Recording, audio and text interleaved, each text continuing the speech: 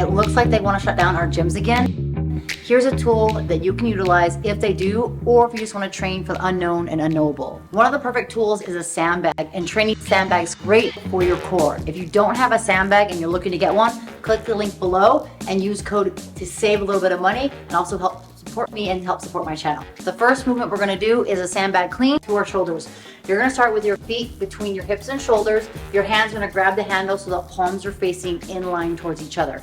From here, you're going to bend at the hips and knees, engage your core, think of pushing out into your belly, and engage your lats by pulling your triceps to your torso. From there, you're going to press away from the floor. The sandbag is an odd object, so there's going to be shifting a little bit of the load. So anticipate that load by pressing away from the floor, waiting patiently till this bag gets past your knees.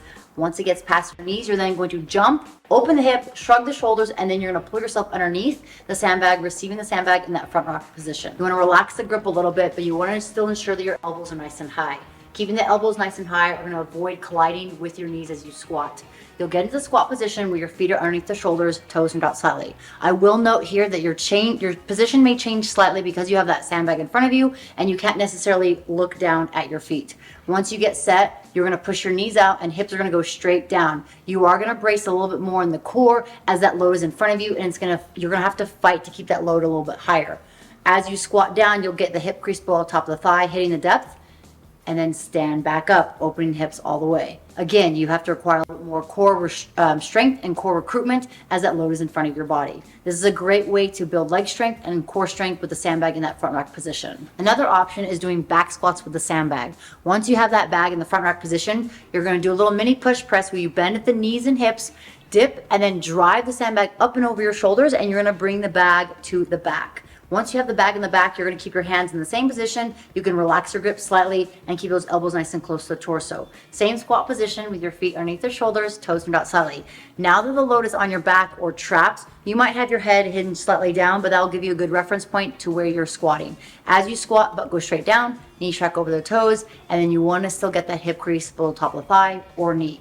This load again is on the back now, so you might feel like the chest is going to pitch you forward a little bit. So you really want to focus on keeping the torso nice and upright as you perform the squats. This is great because it changes the body position and challenges your torso and your upper body a little bit more with the squats. When you drop the sandbag from the back rack position, make sure you take a small step forward as you let go of that bag behind you versus trying to bring it overhead. It's very important to make sure the load goes off your back versus off your front side. If the bag is on the front side, just drop the bag forward and take a small step back. Some other movements you can utilize with the sandbag would just be walking with the sandbag, either that front rack or back rack position. You can go for 200 meters, 400 meters, slowly acclimate. Another movement you can do would be sandbag lunges. Again, either front rack or back rack.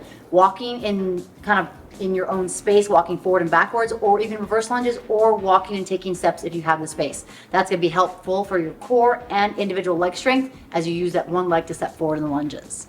Comment below if you prefer sandbag training. I prefer it as I'm training for a hunt. I am going to have a heavy pack on my back. I need to make sure that I have leg strength, core strength, and feel comfortable on odd surfaces like rocks, mountains, etc.